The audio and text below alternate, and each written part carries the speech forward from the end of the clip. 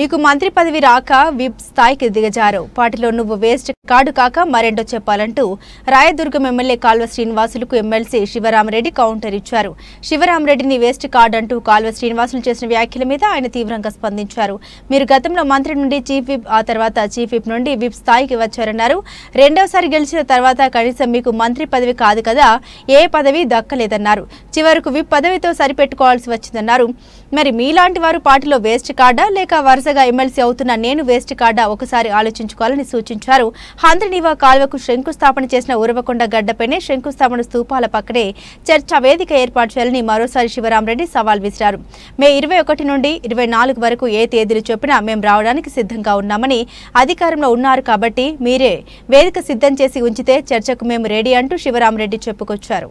రాయదుర్గం శాసనసభ్యుడు కాలువ శ్రీనివాసులు గారు ప్రెస్ మీట్ పెట్టి దాంట్లో ఈ హెచ్ఎన్ఎస్ఎస్ సంబంధించి మొన్న ఈ మధ్యనే మేము ఇచ్చిన దానికి బదులుగా ఆయన కూడా మాట్లాడడం జరిగింది.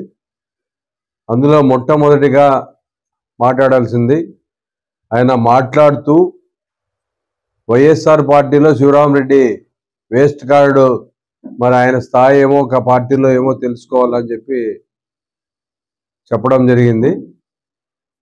ముఖ్యంగా మా సోదరులు 3 ఎమ్మెల్యేలు ఉన్నా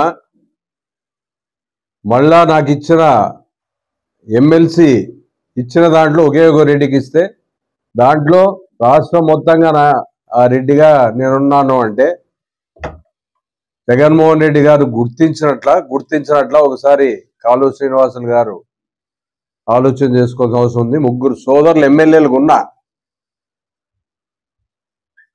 అలాగే ఇక ఆయన ఏం ఆలోచిస్తాడో ఎలా ఆలోచిస్తాడో అది ఆయన మళ్ళీ ఆలోచన చేసుకోవాల్సిన అవసరం ఉంది. గతంలో ఆయన చీఫ్ విప్గా కావడం జరిగింది. ఆయన నాదంటూ వేస్ట్ కార్డు, ఆయనది పనికొచ్చే కార్డు అయితే మరి లాస్ట్ టైము చీఫ్ విప్గా ఉన్నాడు, మళ్ళా మంత్రి అయినాడు. మొన్న ఈసారి కూడా నేనే మంత్రి అవుతానని చాలా మందితో నాతో కూడా అన్నారు, ఆయనే మంత్రి అవుతున్నారని చెప్తున్నారని. మరి మంత్రి పదవిని ఇవ్వలేదు, చీఫ్ విప్ స్థాయి లేకోకుండా మళ్ళా విప్పే ఇచ్చారంటే మరి మీరు పార్టీకి వేస్ట్ కార్డా ఒకసారి మీరు ఆలోచన చేసుకోవాల్సిన అవసరం ఉంది. నన్ను కాదు అనాల్సిన అవసరం ఉంది. మా పార్టీలో ఏ ఒక్కరోజు ప్రతి వాళ్ళకి అన్ని రకాలుగా ప్రాధాన్యత ఉంటుంది, ఎక్స్పోజ్ అయ్యేది ఉండదు. 3 సంవత్సరాల నుంచి మాట్లాడుకోకున్నాయని ఈరోజు మాట్లాడుతున్నాడు అంటే ఇదే కాలువ శ్రీనివాసులు గారు 1999 నుంచి 2004 వరకు ఆయన ఎంపీగా చేశాడు. చేసినప్పుడు గతంలో 3 సార్లు శంకుస్థాపన జరిగితే కనీసం 3 కిలోమీటర్లు కూడా హంద్రినీవా కెనాల్ తీయలేదు. మరి ఆ రోజు తమరెందుకు ప్రశ్నించలేదండి కాలువ శ్రీనివాస్ గారు? మీరు కానీ మీ వాళ్ళు కానీ ఏ ఒక్క రోజైనా హంద్రినీవాను మనం ఎన్నిసార్లు శంకుస్థాపన చేశాం, మా రాయలసీమకు అదొక వరం, జీవనాడి, మనం చేసి తీరాలని మీరు ఏ ఒక్క రోజైనా మీరు ప్రెజర్ పెట్టి దాన్ని స్టార్ట్ చేయించగలిగారా అని మొదటగా మిమ్మల్ని ప్రశ్నిస్తున్నా. మీరు కూడా మాకు సలహాలు ఇస్తున్నారు. మా పీరియడ్లోనే 2004లో స్టార్ట్ చేయడం జరిగింది. రాజశేఖర రెడ్డి అన్న గారు వచ్చిన తర్వాత 2000 పీరియడ్ 14లో పీరియడ్ ఏదైతే ఉందో 2013-14 పీరియడ్ లోపల కంప్లీట్ చేయడం జరిగింది. ఇక్కడ వరకు జీడిపల్లి వరకు వాటర్ తీసుకురావడం జరిగింది. ఆయన చనిపోయినా దాన్ని నెగ్లెక్ట్ చేయకుండా ఎక్కడెక్కడైతే ఇబ్బందులు ఉన్నాయో కాంట్రాక్టర్లు రఘువీరారెడ్డి అన్న గారు కావచ్చు, అనంత వెంకటరామరెడ్డి గారు కావచ్చు, నేను కావచ్చు, ప్రెజర్ పెట్టి కాంట్రాక్టర్లు పిలిపించి సీఎం గారితో మీటింగ్లు పెట్టించి అధికారులతో మీటింగ్ పెట్టించి ఎక్కడెక్కడ ఇబ్బంది ఉందో అక్కడ వాళ్లకు నష్టపోకుండా వాళ్ళందరినీ కోఆర్డినేట్ చేసుకొని ఎట్టి పరిస్థితుల్లో ఈ పీరియడ్లోనే మేము నీరు ఇచ్చి తీరాలనే పట్టుదలతో ఆ రోజు కష్టపడి ఉంటేనే జీడిపల్లి రిజర్వాయర్ వరకు నీరు వచ్చిన విషయాన్ని మీరు మర్చిపోకూడదు. మీరు నిజంగా సార్కు మన ముఖ్యమంత్రి గారికి చాలా ఇంట్రెస్ట్, అనంతపురం జిల్లా అని చెప్తున్నారు. 2014 నుంచి 19 వరకు మీరే ఎమ్మెల్యేలు, మంత్రిగా కూడా ఉన్నావు. మరి ఎయిమ్స్ ఎక్కడొచ్చిందండి హాస్పిటల్?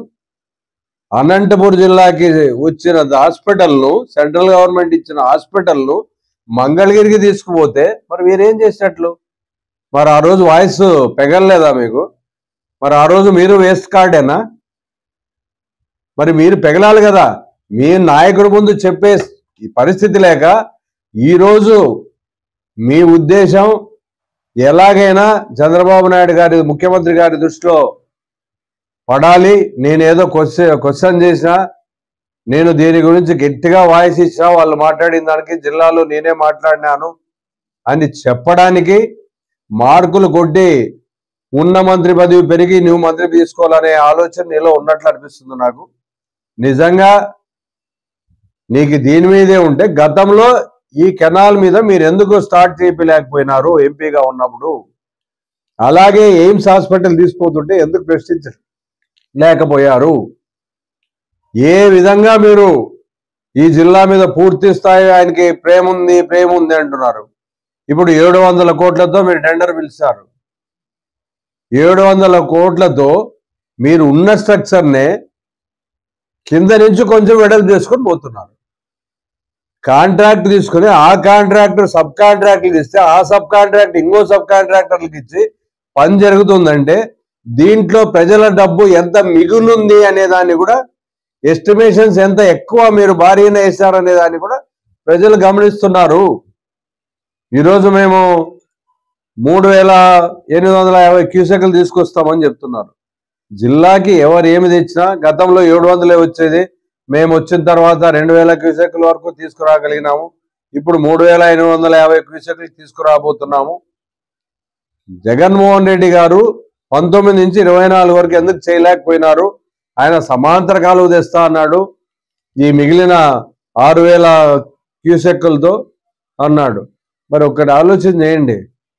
మీరు ఈయన ముఖ్యమంత్రి పదవి చేపట్టిన తర్వాత 2 సంవత్సరాలు కరోనాతో ప్రపంచవ్యాప్తంగా స్తంభించిపోయిన విషయం మీకు తెలీదా? 21లో టెండర్లు విరవడం జరిగింది. 6300 క్యూసెక్లు పోయినారు ఎంపీగా ఉన్నప్పుడు. అలాగే ఎయిమ్స్ హాస్పిటల్ తీసుకుపోతుంటే ఎందుకు ప్రశ్నించలేకపోయారు? ఏ విధంగా మీరు ఈ జిల్లా మీద పూర్తి స్థాయి ఆయనకి ప్రేమ ఉంది అంటున్నారు. ఇప్పుడు 700 కోట్లతో మీరు టెండర్ పిలిచారు. 700 కోట్లతో మీరు ఉన్న స్ట్రక్చర్నే కింద నుంచి కొంచెం వెడల్పు చేసుకొని పోతున్నారు.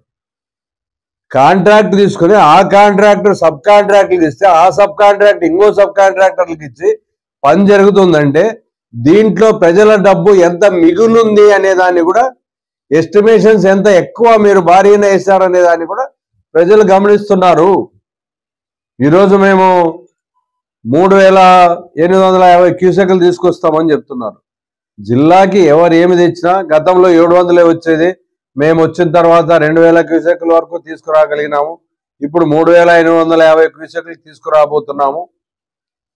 జగన్మోహన్ రెడ్డి గారు 19 నుంచి 24 వరకు ఎందుకు చేయలేకపోయినారు?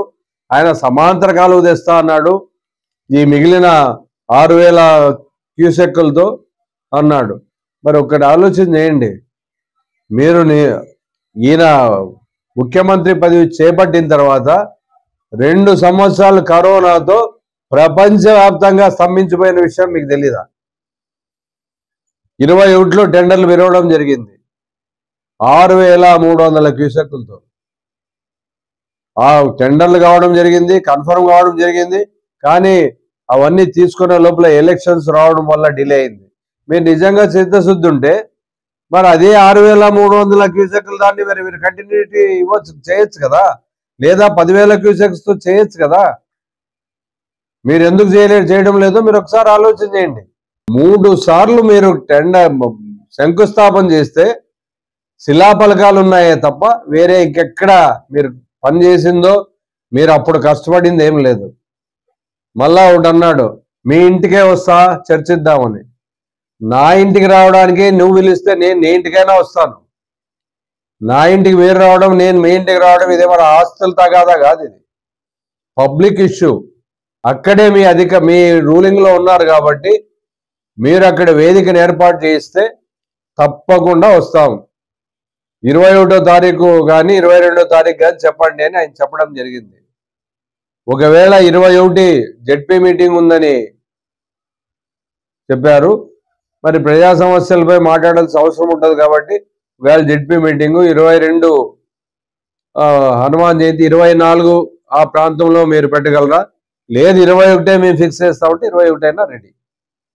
కాబట్టి వేదిక ఎట్టి పరిస్థితుల్లో ఉరవకొండలో శంకుస్థాపన ఎక్కడైతే జరిగిందో అక్కడే జరగాలి. నాతో పాటు అందరినీ పిలుస్తామన్నారు. ఎవరైనా వస్తారు. మీ పైన మీరు మీ తరపున రండి, మేమే వద్దనము. ఎవరైనా చర్చించడానికే కదా. ప్రజా సమస్యలు మన సమస్యలు తీర్చుకోవడానికే ప్రజావేదికలు కావాలి. అలాంటి పరిస్థితుల్లో మీరు రండి. అందరికీ నేనే హీరో, నేనే చెప్తా, నేను ఒకటంటే చెప్పండి, తప్పేముంది దాంట్లో. ఎవరైనా అడగచ్చు, మీరు సమాధానం చెప్పొచ్చు, దానికి స్వాగతిస్తాం. దయచేసి ఎవరినైనా కానీ కించపరిచి మాట్లాడే పద్ధతిని మీరు మానుకోండి.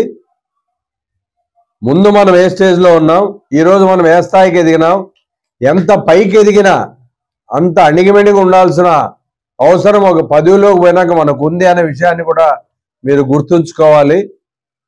నేను ఎప్పుడు మీతో వచ్చి మా పార్టీలో నేను వేస్ట్ కార్డు, నన్ను పట్టించుకోవడం లేదు అని నా గోల ఎప్పుడు వినిపించింది లేదు.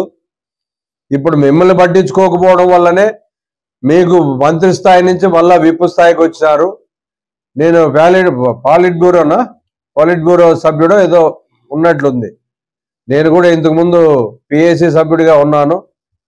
ఎవరున్నా లీడర్ ఏదనుకుంటాడో అదే చేస్తాడు. ఈ పార్టీ కావచ్చు, ఆ పార్టీ కావచ్చు, మనం చెప్తే అవే ఇంప్లిమెంట్ చేస్తారనేది కాదు, వాళ్ళు ఆలోచన చేసి నిర్ణయం తీసుకునే దాంట్లో ఉండొచ్చు. అంత మాత్రాన మీకేదో కిరీటం పెట్టినారు, నాకు కిరీటం పెట్టలేదు అని ఎప్పుడు అనుకోలేదు. జగన్మోహన్ రెడ్డి గారు 3 తమ్ముళ్ళున్నా నాకు ఎమ్మెల్సీకి ఇచ్చినాడంటే గుర్తించాడు కాబట్టి ఆ గౌరవాన్ని ఇచ్చాడనేది నేను మా నాయకుని కూడా మీ ద్వారా ఈరోజు ధన్యవాదాలు తెలియజేస్తున్నా.